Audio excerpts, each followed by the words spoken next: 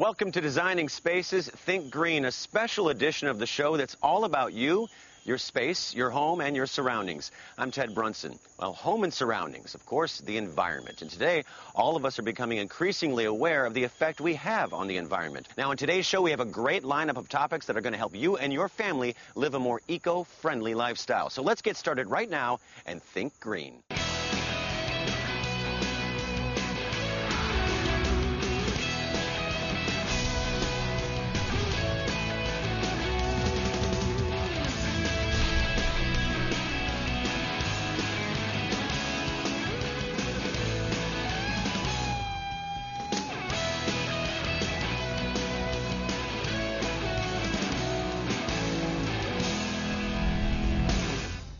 Public places are often overlooked when thinking green. So what can we do to improve common areas towards a healthier and greener lifestyle? Well, consider something as pedestrian as a public restroom. Debbie Marie reports. When you enter a restroom, what is the first thing you think?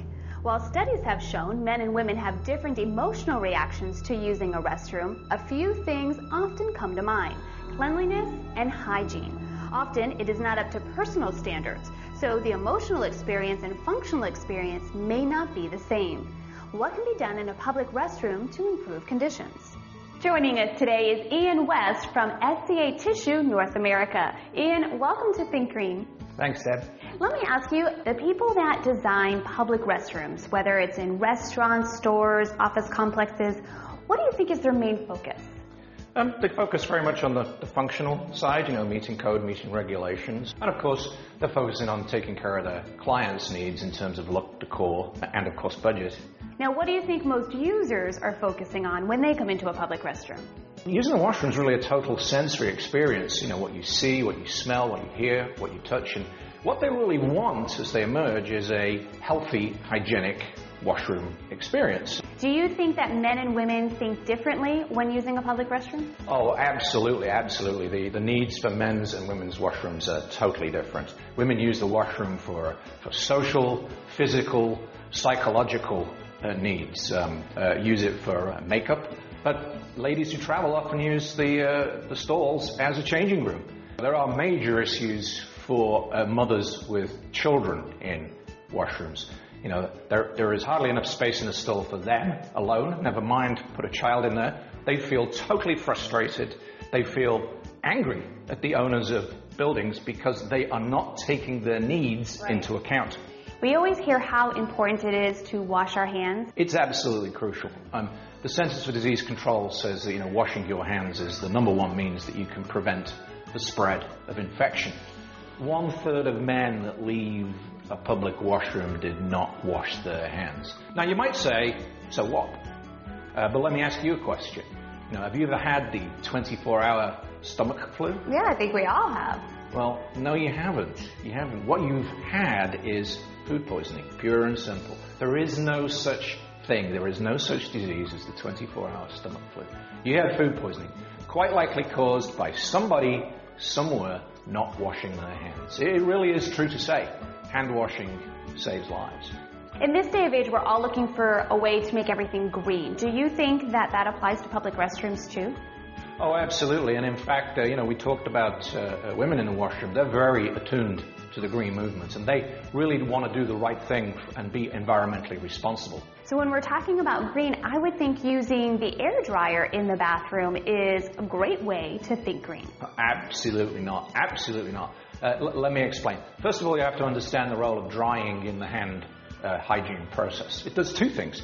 Obviously, efficient removal of water, but also, what a lot of people don't realize is, it also helps remove bacteria up to 10% more than just the water absorption. That's why paper towels are #1, consistently rated #1 in hand drying, because they not only dry with fast water absorption, they also remove the bacteria as well. And because you're agitating, you're physically removing. Now let's take a look at the hand dryer. First of all, does it dry? Not really. It takes about 4.5 times longer to remove water with an air dryer. How many people will stand for 45 seconds? They don't. If you watch people, they don't. What do? They end up with hands that are about 55-65% dry. Wash it on. You got it. And then you just defeated the whole object of washing your hands, yeah. right? Exactly. From a bacteria standpoint, not only do these things not reduce bacteria, they actually increase the bacteria count on the hands by up to 250%. Your colleague Mike is here from SCA Tissue, and he is the environmental marketing manager, right? That's correct, yeah. Okay, let's go speak with him. Great. Okay. Mike, welcome to Think Green. Thanks, Debbie. There's some important topics for your viewers to understand. Public washrooms should be hygienic and have a positive impact on the environment. Okay, so let's talk about these two and how they can coexist. A lot goes into making a paper towel a sustainable product. Look for 100% recycled products like Torque that are processed chlorine-free. This means that they're being made with used magazines, junk mail, newspapers, office waste, and that the process isn't releasing harmful emissions into our air or our water. We also know that it's best for products to ship shorter distances and that they're most effectively using space on trucks. This reduces fuel, it'll reduce emissions, it reduces the tires they use, even congestion on the highways. With Torque, we have regional facilities across the United States. And we also have a program called SmartFit, which works to properly size our products and our cases so we can maximize the use of trailer space. The impact that this program can have has already reduced the amount of trucks we need every year by 3,200 and enough mileage to drive around the world 64 times. Oh, wow. So it's that kind of focus that allows us to deliver the highest level of hygiene with the lowest impact on the environment. What are some other benefits of these systems? We also focus these systems on controlling consumption so that we're reducing waste at the source with the people using them. Right. This helps keep costs low, this helps reduce landfill costs, and this also improves the impact on the environment. Okay, so what can our viewers do, I guess, to make sure these facilities are using these systems? All they have to do is ask. That's it? That's it. The reality is people won't talk to the people in charge. They won't voice their complaints or their opinions. Right. They'll tell their friends, True. They'll tell their families, but they won't tell the people who can actually make a change. Isn't it funny how something that's good for us is really hard for us to do? Well, over the past couple of years, as the green movement's really taken off, we've seen an explosion in greenwashing and everybody trying to put their own spin on what green is. Right. That's why it's important for them to look for independent third-party certifications, such as Green Seal or Eco-Logo. These are independent groups that have very clear criteria, so you know exactly what you're getting in a product, and the facilities know exactly what your viewers want. Perfect. Okay, well, I think Ian's waiting for us, so should we go meet up? Absolutely. Ian? Okay, I'll follow you. Thanks. I think you really opened our minds to the possibilities of making this a healthier and happier world by just making a few changes that we all can do. So I have to thank you both, Mike and Ian, for being here today on Think Green. Thanks very much.